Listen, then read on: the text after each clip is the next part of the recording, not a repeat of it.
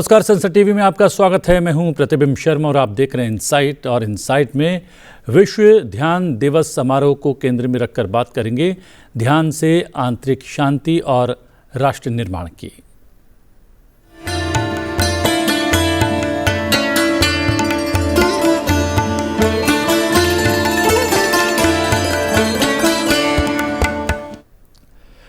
भारत के उपराष्ट्रपति सीपी राधाकृष्णन ने रविवार को तेलंगाना में कान्हा शांति वनम में आयोजित विश्व ध्यान दिवस समारोह में हिस्सा लिया और मन की शांति, भावात्मक कल्याण और सामाजिक सद्भावना को बढ़ावा देने में ध्यान की शाश्वत प्रासंगिकता पर विशेष बल दिया।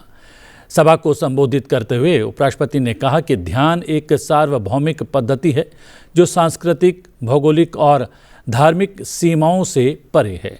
उन्होंने इसे मानसिक स्पष्टता, भावात्मक स्थिरता और आंतरिक परिवर्तन के मार्ग के रूप में वर्णित किया और इस बात पर जोर दिया कि विश्व ध्यान दिवस आधुनिक जीवन में चिंतन के बढ़ते महत्व को पहचानने का एक अवसर देता है। उपराष्ट्रपति ने जोर देकर ये भी कहा कि विकसित भारत एट 2047 के लक्ष्य को पाने में ध्यान की बहुत बड़ी भूमिका है। Meditation is a universal practice that transcends cultural, geographical, and religious boundaries. It is a path that leads to inner peace, mental clarity, and emotional stability.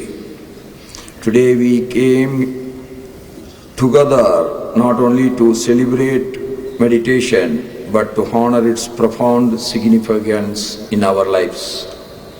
I recall the role played by India last year in co-sponsoring the United Nations General Assembly's resolution which declared 21st December as the World Meditation Day. The declaration was a testament to the global recognition of meditation's power to promote mental well-being and emotional balance and spiritual growth. India, with its rich tradition of meditation practices that have spanned centuries, stood at the forefront of this initiative, exemplifying the country's deep spiritual heritage. विषय पर बात करेंगे तीन विशेषज्ञों से। Doctor Indu Sharma, सहायक professor, योग शिक्षा विभाग, मोरारजी देसाई, राष्ट्रीय योग संस्थान, आयुष मंत्रालय, भारत सरकार, हमारे साथ स्टूडियो में मौजूद हैं। इंदु जी, आपका बहुत बहुत स्वागत है। सृष्टि कौशिक, योग गुरु, हमारे साथ वर्चुअली जुड़ी हुई हैं। सृष्टि जी, आपका भी स्वागत है। शरद मुंडे, योग शिक्षक, लाल बहादुर शास्त्री भारतीय संस्कृति केंद्र, ताशकंद, उज्बेकिस्तान भी हमारे साथ वर्चुअली जुड़े हुए हैं। डॉक्टर इंदु शर्मा, आपने जो है उपराष्ट्रपति को भी सुना होगा। उन्होंने जो एक संकल्प की सिद्धि को लेकर हम लोग काम कर रहे हैं 2047 तक भारत को विकसित राष्ट्र बनाने को लेकर, उस संदर्भ में एक बहुत बड़ा वक्तव्य दिया है। उस वक्तव्य पर हम बाद में आएंगे, लेकिन उससे पहले विश्व ध्यान दिवस, इसके पीछे क्या इतिहास है, क्या इसका उद्देश्य है, उस पर थोड़ा सा प्रकाश डालें। बिल्कुल। जो कोई भी प्रक्रिया है या कोई भी डिसीज़न लिया जाता है, वर्तमान स्थिति परिस्थिति को देख के लिया जाता है। तो वर्तमान समय एक विकास के मद्देनज़र ये आवश्यकता को बताता है कि हमें विकसित होने की ज़रूरत है। तो अगर विकसित होने की बात करें तो सबसे पहले हम स्वयं पर केंद्रित होते हैं कि एक मानव सही मायनों में मानव कैसे बने। तो जो योग की विभिन्न अभ्यास हैं, वो सारे अभ्यास एक व्यक्तित्व को निखारने के लिए, व्यक्तित्व को बनाने के लिए, व्यक्तित्व के समस्त आयामों को प्रभावित कर एक श्रेष्ठ व्यक्तित्व निर्माण में सहायक है। तो योग केवल एक स्वास्थ्य की दृष्टि से देखें तो केवल स्वास्थ्य तक सीमित नहीं है, वह शारीरिक, मानसिक, आध्यात्मिक लक्ष्य को प्राप्त करने का एक साधन है।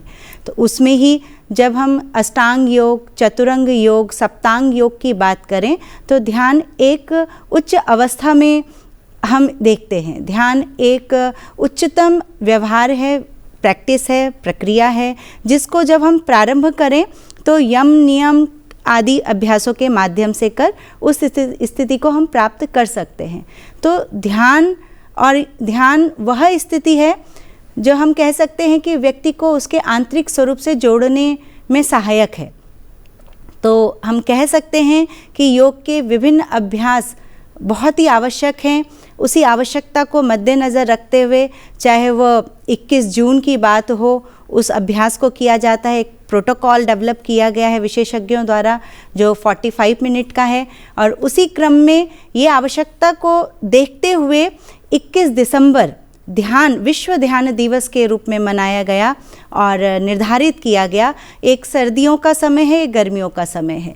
तो सर्दियों का समय जहाँ पर आवश्यकता होती है कि हम अपने आप से जुड़ें, अंतः मन से चिंतन की स्थिति को प्राप्त करें। उस चिंतन में जब हम अपने स्वरूप को जान पाएंगे, अपनी शक्ति को जान पाएंगे, क्योंकि बहुत ज़्यादा सर्दी का समय क्या होता है, ऐसे देश जहाँ पर 6 महीने तक सूर्य उगता ही नहीं है, वहाँ पर क्या हो जाता है, डिप्रेशन जैसी स्थिति आ जाती है, मन स्थिति थोड़ा विकृत होने लगती है। तो ऐसे में सर्दियों के समय पे अगर हम ध्यान, चिंतन, मनन को दें तो हम अपने स्वास्थ्य को भी अच्छा रख सकते हैं, और फिर जो ऊर्जा का संचार इस समय पे होता है वो निश्चित रूप से नए व्यक्तित्व के निर्माण करने में सहायक होता है। जी हाँ, नए व्यक्तित्व के निर्माण करने में सहायक होता है। सृष्टि कौशिक जी, जब हम ध्यान की बात करते हैं तो माना जाता है कि जो भोग विलास की जो चीज़ें होती हैं, जो तत्व होते हैं, उनसे ऊपर उठकर ईश्वर को प्राप्त करने की जो एक प्रक्रिया है, एक प्रयास है, वो ध्यान होता है। लेकिन उपराष्ट्रपति जी ने इसको कहीं ना कहीं विकसित राष्ट्र के संकल्प से जोड़कर एक वक्तव्य दिया। उसको आप कैसे देखती हैं? ध्यान जब हम करते हैं, इंग्लिश की भाषा में अगर हम बोलें स्पिरिचुअल होना, अपने आप को जानना। स्पिरिचुअलिटी का मतलब ये नहीं कि हम घंटों बैठकर पूजा कर रहे हैं, रिलीजियस एक्टिविटीज़ कर रहे हैं। बस अपने आप को जानना ही एक परिभाषा सेट कर देता है कि हाँ, आप स्पिरिचुअल इंसान हो। ध्यान उसमें बहुत हेल्प करता है। और जब इंसान अपने आप को अच्छे से जान जाता है, वो मटीरियलिस्टिक चीज़ें जो आजकल हमारे आसपास घूम रही हैं, उससे अपना मोह हटाकर अपने आप को सुधारने पर ध्यान देता है, तो उससे डायरेक्टली और इनडायरेक्टली देश का भी विकास होता है। क्योंकि जहाँ पर जो इंसान है वो सही दिमाग और सही दिल के साथ एक साथ काम करती, सारे मन और ध्यान के साथ वो काम करता है, तो वो देश भी आगे बढ़ता है। जी हाँ, तो आपको लगता है कि जो वक्तव्य दिया है उपराष्ट्रपति ने, उस और जो है योग से जुड़े हुए लोगों के साथ साथ आम लोगों को भी ध्यान की ओर प्रवृत्त होना चाहिए? बिल्कुल होना चाहिए, क्योंकि आजकल के ज़माने में आधी से ज़्यादा बीमारियां साइकोसोमेटिक है, जिसमें क्या होता है कि हमारा मन कुछ और बोल रहा होता है और फिर हमारी बॉडी भी उसी तरीके से प्रक्रिया करने लगती है। जैसे लाइफस्टाइल डिसऑर्डर्स आजकल बहुत बढ़ रहे हैं, लाइफस्टाइल डिसीजेस बहुत बढ़ रही हैं, ऑक्सीडेटिव स्ट्रेस बढ़ रहा है। उसको कम करने के लिए योग और ध्यान 100% हमें अपनी ज़िंदगी में करना चाहिए। और इससे अच्छा तरीका तो और हो ही नहीं सकता कि हम एक दिन उसके लिए निर्धारित करें कि हाँ, हम सबको याद दिलाएं कि ये ज़रूरी है, सबको करना बहुत ज़्यादा ज़रूरी है। ध्यान से हम ऑक्सीडेटिव स्ट्रेस को कम करते हैं, जैसे मैंने आपको बताया, और बहुत सारी बीमारियों को हम ऐसे ही हटा सकते हैं जो कि ज़्यादातर साइकोसोमेटिक हैं इस वाले भागती दौड़ती ज़िंदगी में। शरद जी, जो सृष्टि कौशिक ने कहा कि पूरे दिन जो है जब करना, योग करना या फिर पूजा पाठ में ही लगे रहना, उस अवस्था को ध्यान नहीं कहते हैं। ध्यान है अपने को जानना। अपने को जानने का अर्थ यह है कि ईश्वर ने हमें शक्ति प्रदान की है। एक आंतरिक शक्ति होती है जो सुप्त अवस्था में रहा करती है, और जब हम ध्यान करते हैं, योग करते हैं, वो सुप्त अवस्था वाली शक्ति जागृत अवस्था में आ जाती है। जब जागृत अवस्था में आ जाती है तब हम अपने आप को सही रूप में जानना पहचानना शुरू कर देते हैं। तो क्या उपराष्ट्रपति जी का भी इसी और इशारा था? मैं बताना चाहूँगी, जो समाज है, समाज क्या है? व्यक्ति का समूह समाज है। और जब एक व्यक्ति शारीरिक मानसिक रूप से स्वस्थ रहता है तो निश्चित रूप से वह स्वस्थ समाज का निर्माण करता है। स्वस्थ समाज स्वस्थ राष्ट्र का निर्माण करता है। और योग जैसे कि मैंने पहले भी बताया, योग के विभिन्न अभ्यास ये सभी व्यक्ति के समग्र विकास में सहायक हैं। शारीरिक रूप से चाहे हम आसन प्राणायाम की बात करें, प्राण ऊर्जा को विकसित करने के प्राणायाम की विभिन्न प्रक्रियाएं हैं। इसी क्रम में होते हुए प्रत्याहार एक अभ्यास आता है जिसमें हम अपनी बाह्यमुखी इंद्रियों को अंतःमुखी करते हैं। आप जब पढ़ेंगे तो योग ग्रंथों में और हमारे वैदिक ग्रंथों में भी पाएंगे कि अलग अलग जानवरों में अलग अलग क्षमताएं होती हैं। कोई शब्द को आकर्षित करके उसे कंट्रोल किया जा सकता है, किसी को रूप दिखा के कंट्रोल किया जा सकता है, जैसे सांप, हाथी, ऐसे विभिन्न उदाहरण। लेकिन एक मनुष्य जाति ऐसी है जिसमें ये पांचों ज्ञानेंद्रियां बहुत ही प्रगाढ़ रूप में, प्रबल रूप में रहती हैं। तो प्रत्याहार के माध्यम से हम क्या करते हैं, अपनी समस्त इंद्रियों को, शब्द, रूप, रस, गंध, स्पर्श, इन समस्त इंद्रियों को अपने विषयों से हटा के अंतर्मुखी करते हैं।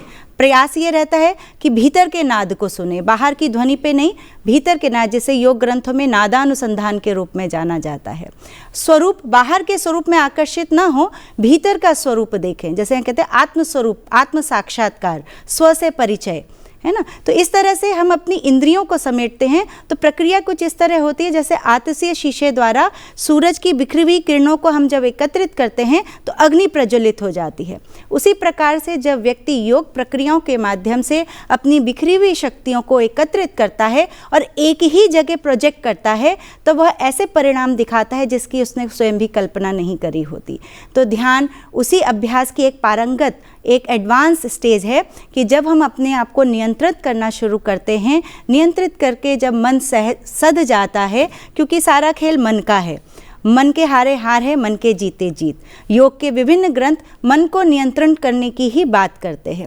योग की प्रक्रियाओं से जब हम मन को नियंत्रित करते हैं और फिर हम उसको एक जगह एकाग्र करते हैं, फिर विशेष परिणाम दिखते हैं। जब हर व्यक्ति अपने को इस तरह के विशेष परिणाम में गाढ़ लेता है, विशेष परिणाम में परिवर्तित कर लेता है, तब हर समाज में अगर ऐसा हर व्यक्ति करने लगे तो एक श्रेष्ठ समाज का निर्माण हो जाएगा। और निश्चित रूप से जब व्यक्ति अपनी भागीदारी देश के लिए करता है तो वह देश, वह राष्ट्र, वह विश्व अपने आप में एक ऐसी स्थिति को प्राप्त करेगा जिसकी किसी ने कल्पना भी नहीं की होती। और उपराष्ट्रपति जी ने एक और बात कही है, ध्यान से जागरूकता, जिम्मेदारी और प्रकृति के साथ तालमेल जैसे गुण विकसित होते हैं। और जब ये गुण विकसित होते हैं तो जीवन में स्थिरता आती है और स्थिरता से ही कहीं आदमी शक्ति संपन्न होता है, फोकस होता है और एकाग्र होकर अपने लक्ष्य की ओर आगे बढ़ता है। शायद इसलिए उन्होंने कहा कि जो है ध्यान के माध्यम से जो है, या फिर ध्यान एक बहुत महत्वपूर्ण भूमिका निभा सकता है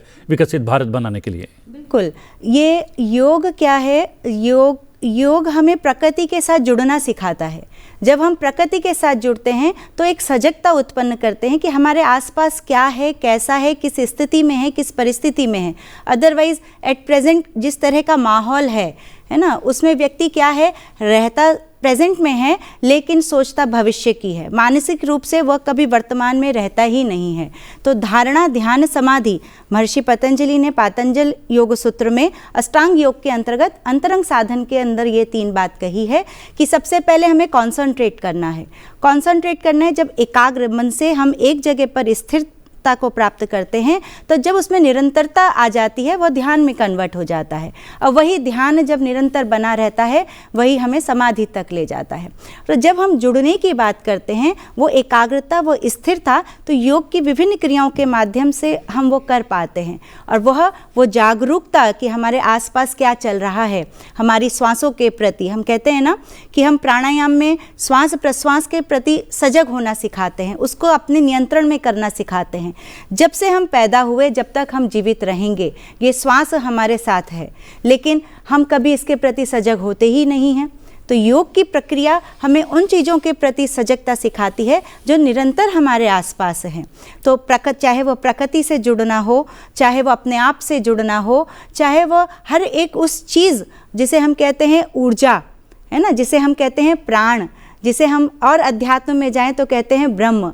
तो चेतन रूप में, कॉन्शियसनेस के फॉर्म में वह चेतना हमारे चारों तरफ व्याप्त है। जैसे उपनिषदों को अगर हम पढ़ें तो वर्णन आता है सृष्टि की उत्पत्ति कैसे हुई, कि ब्रह्म अकेला था, उसने कहा एको हम बहुश्यामी, मैं एक अकेला हूँ, मैं बहुत सारा बन जाऊँ। तो विभिन्न रूपों में, अलग अलग रूप में ब्रह्म की उपस्थिति हमें देखने को मिली। तो माना जाता है कि हर एक चीज़ जो हमारे चारों तरफ है उसमें ब्रह्म स्थित है। इसीलिए भारतीय संस्कृति में चाहे हम कोई भी सामान खरीदें, चाहे वो कोई भी पेड़ हो, हर एक को पूजा जाता है। पानी की पूजा होती है, पेड़ की पूजा होती है, वस्तु की पूजा होती है, हर एक चीज़ को सेलिब्रेट किया जाता है। क्यों? क्योंकि हम कहीं ना कहीं सूक्ष्म रूप में उसी ब्रह्म को पूज रहे हैं। तो हाँ। चाहे हम जाने चाहे न जाने, तो योग अभ्यास उसी सजगता के प्रति हमें अवेयर करता है। और वो सजगता यदि व्यक्ति में आ जाए तो निश्चित रूप से उसके विचार, उसकी सोच सब परिवर्तित हो जाएगी, नज़रिया ही बदल जाएगा। जी हाँ, और देने की प्रवृत्ति से ही देवता शब्द की उत्पत्ति हुई है। जो हमें प्रदान करते हैं, जो देते हैं, चाहे वृक्ष हों, वो हमें छाए देते हैं, फल देते हैं, फूल देते हैं, इसलिए हम देवता कहा करते हैं। ऐसे ही बहुत सारे देव हैं, जिनमें से सूर्य देव भी है, चंद्र देव भी हैं। और अगर बात करें सृष्टि कौशिक जी, जब विकसित भारत की बात करते हैं तो बहुत सारे उसके साथ कंपोनेंट और तत्व जुड़े होते हैं, जिसमें शिक्षा और कौशल विकास है, आर्थिक सशक्तिकरण है, सामाजिक समानता, समावेशिता है, सुशासन है, पारदर्शिता है। लेकिन उसमें जो सबसे महत्वपूर्ण है या फिर जो सबसे निकट है ध्यान के, वो है स्वास्थ्य और पर्यावरण। वो भी एक बहुत बड़ा तत्व है। अगर आप विकसित भारत की ओर अग्रसर हों या उसे बनाने के लिए प्रयासरत रहें, तो उस और स्वास्थ्य और पर्यावरण को लेकर ध्यान क्या कुछ कहता है या करता है? जैसे कि मैंने आपको बताया कि आजकल हम इतना बिजी हैं अपनी लाइफ में, हमें खुद ही नहीं पता हम किधर जा रहे हैं। हमें हर एक घंटे में डोपामिन का इंजेक्शन चाहिए होता है कि हमें फ़ोन देखना है, सब चीज़ें देखनी है। तो उसमें मैं अपने स्टूडेंट्स को यही कहती हूँ कि आप कम से कम अगर 5 मिनट निकाल सकें अपने लिए, तो 5 मिनट बैठकर कॉन्शियस ब्रीदिंग कर लें। उससे आपको कम से कम ये तो पता चलेगा कि आपकी बॉडी आपसे एक्चुअली में कहना क्या चाहती है। क्योंकि जब हम समाज के लिए तो जब ही सोच पाएंगे ना, जब हम खुद को जान पाएंगे अच्छे से कि हमारी बॉडी हमसे क्या कहना चाहती है। और रही बात पर्यावरण की, जो जागरूक होता है इंसान, वो ध्यान से हो पाता है। और जब वो जागरूक रहेगा तो उसके आसपास क्या चल रहा है और पर्यावरण का उसे कितना ध्यान रखना चाहिए, वो उसे पता चलेगा। जैसे बहुत सिंपल एग्जाम्पल मैं बताऊं, अभी इस मॉडर्न वर्ल्ड में जो लोग अपनी श्वासों पर ध्यान देते हैं, या जो ये पता रहता है उन्हें कि उनकी बॉडी के साथ अगर 1% भी कुछ गलत हुआ है तो वो क्यों हुआ है, जैसे कि पॉल्यूशन हो गया या पानी की कोई दिक्कत हो गई, कुछ भी दिक्कत, तो उन्हें पीते ही या सांस लेते ही पता चल जाता है। क्योंकि वो जागरूक है, वो ध्यान करते हैं, वो योग करते हैं, उन्हें पता है मेरी बॉडी कब सही अच्छा फील कर रही है, कब बेकार फील कर रही है। तो हल्का सा भी पर्यावरण में कुछ चेंज हुआ, उसे एकदम से पता चल गया कि हाँ ये सही नहीं हो रहा है। और वो अपनी हेल्थ के लिए, अपने आगे आने वाले फ्यूचर के लिए, अपने आगे आने वाली जनरेशन्स के लिए, उसको बेहतर बनाने के लिए उसके लिए एक्शन लेगा। और एक्शन वही ले सकता है जो जागरूक है, जो अपने परिवार के बारे में और अपने देश के बारे में सोचता है। तो हाँ, ध्यान बिल्कुल 100% हेल्प करता है एक आदमी को, एक इंसान को और अच्छा बनने में, जागरूक बनने में, पर्यावरण के बारे में सोचने में। और इसलिए सबको, मुझे लगता है इतना घंटे किसी के पास नहीं होते हैं, मुश्किल से 1 घंटा भी अगर वो निकाल पाएँ, सिर्फ अपनी सांसों पर ध्यान दिले 10-15 मिनट, उसी से शुरुआत करने, तो वो बेहतर होगा।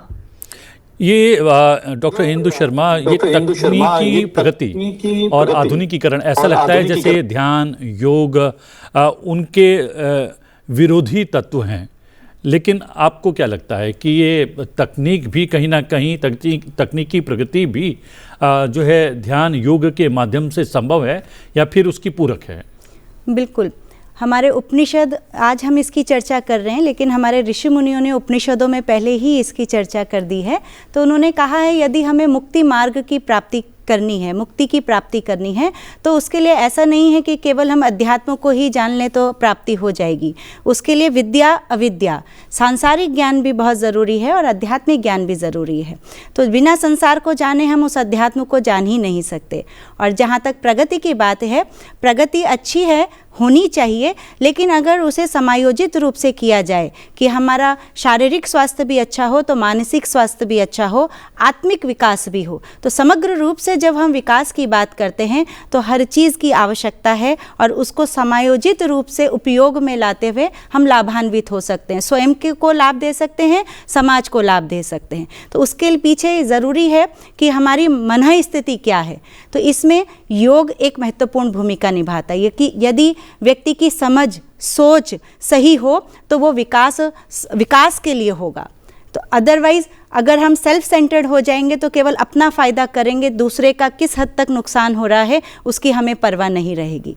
वास्तविक विकास एक रचनात्मकता है, वह हमारी एक मानसिक प्रक्रिया है, उसी का एक भाग है, वो आवश्यक है, लेकिन जनहित के हिसाब से सोचते हुए उसका एप्लीकेशन होना चाहिए। जी, वैसे भी ध्यान और योग जो है एक तरीके से संचार का कार्य करते थे उस समय जब ऋषि मुनि या योगाचार्य ध्यान लगाया करते थे, योग करते थे, तो ध्यान के माध्यम से ही उनकी तरंगे जो हैं मीलों बैठे लोगों तक जो है पहुंचा करती थी, संदेश प्रेषित कर लेती थी, या फिर कौन क्या कर रहा है उस तक की जानकारी जो है हासिल कर लेती थी। तो वो भी एक तकनीक थी। हमें लगता है कि मोबाइल, सैटेलाइट जो आज है आधुनिक युग में, वही केवल तकनीक है। उस समय जो उन्होंने, शायद हो सकता है कि जिस तकनीक का इस्तेमाल योग और ध्यान के माध्यम से उस समय के लोग किया करते थे, वो आज की तकनीक से भी बहुत आगे हो। निश्चित रूप से सर, ये हम सिद्धियों की बात आप करना चाह रहे हैं कि जब हम योग का अभ्यास करते हैं तो हमारी जो इंद्रियों की क्षमता है, आज हमारी आंखें एक लिमिटेड एरिया तक देख पाएंगी, कान एक लिमिटेड फ्रिक्वेंसी को सुन पाते हैं, लेकिन जब हम योग अभ्यास की बात करते हैं तो अतीन्द्रिय क्षमता की प्राप्ति हम कर पाते हैं कि हम दीवार के पीछे का देख पाएँ, हम भूत भविष्य को देख पाते हैं।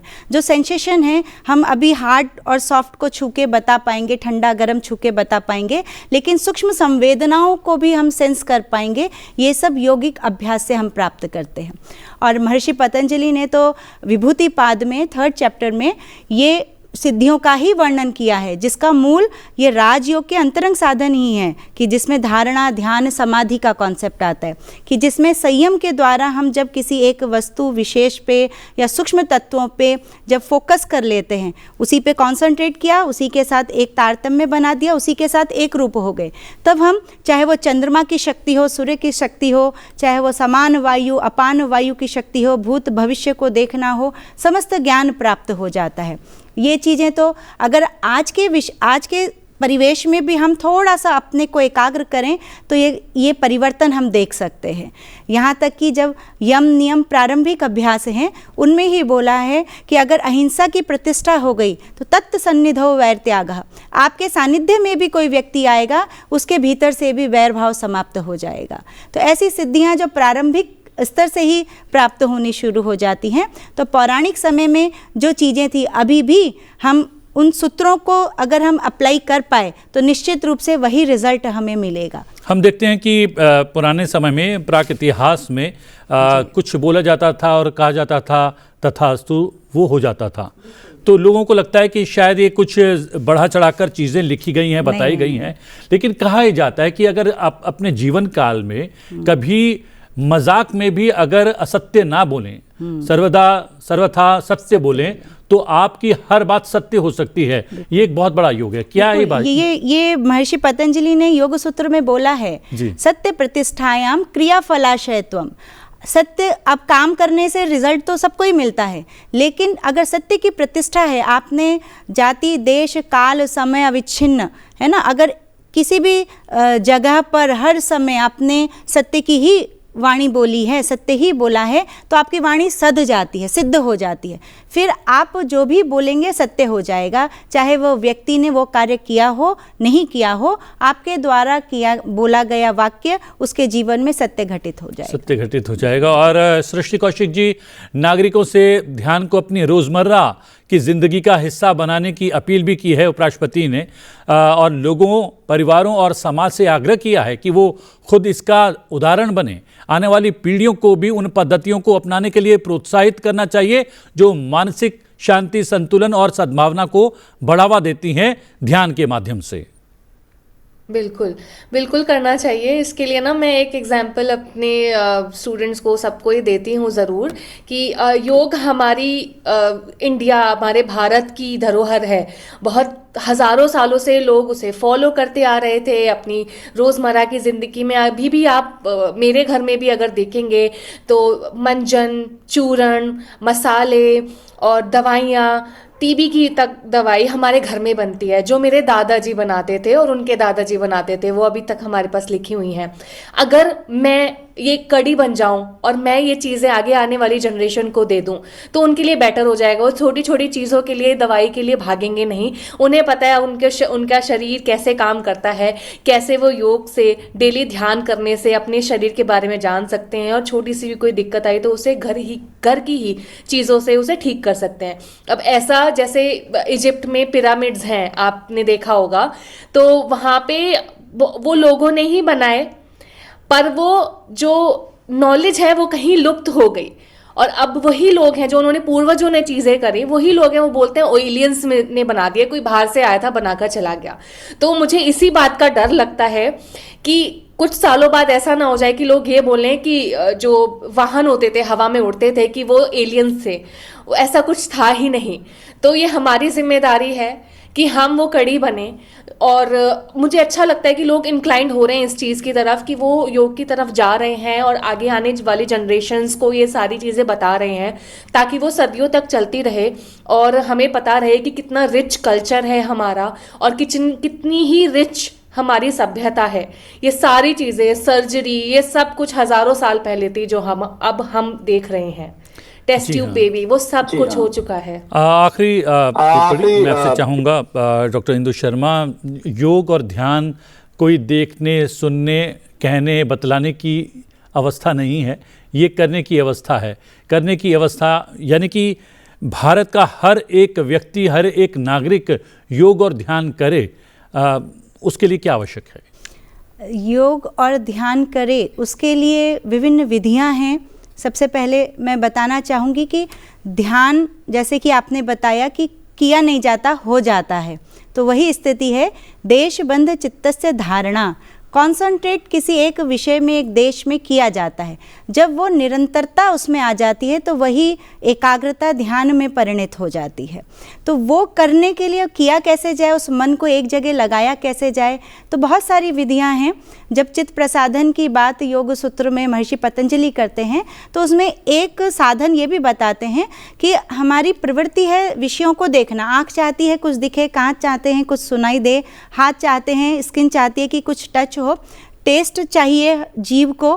तो ये निरंतर ये चाहत जो है, अगर उस चाहत में भी किसी एक पर आपने टिका दिया अपने मन को तो भी आप आगे बढ़ सकते हैं। तो ऐसा नहीं है कि सब कुछ ख़त्म करना है, अंधेरे कमरे में बैठ जाना है आंखें बंद करके, अब क्या करना है पता ही नहीं, इसकी ज़रूरत नहीं है। लेकिन आप अपने विषयों में किसी एक जगह पे भी अपने मन को टिका दें।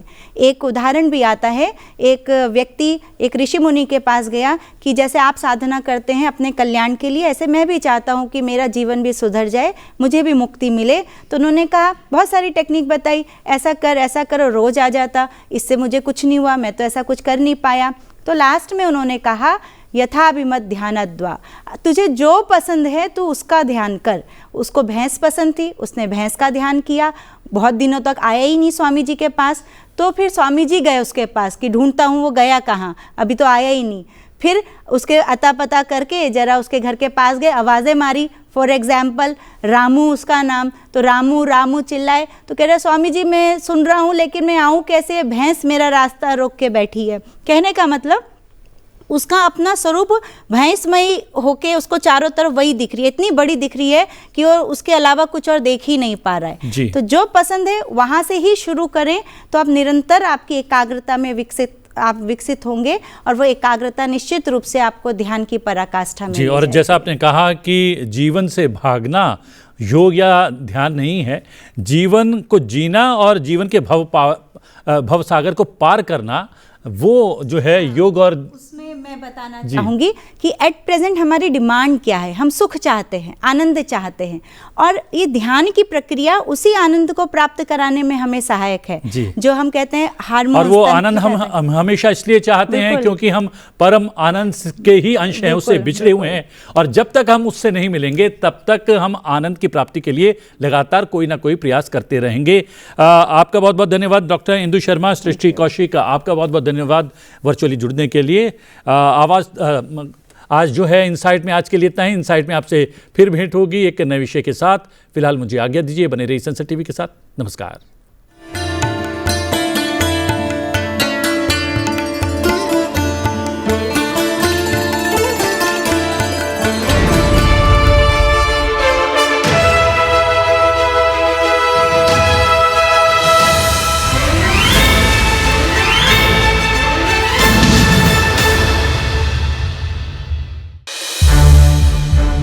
सनसेट टीवी के और भी प्रोग्राम्स देखने के लिए सब्सक्राइब करें हमारा YouTube चैनल, और हाँ, इन्हें लाइक और शेयर करना ना भूलें।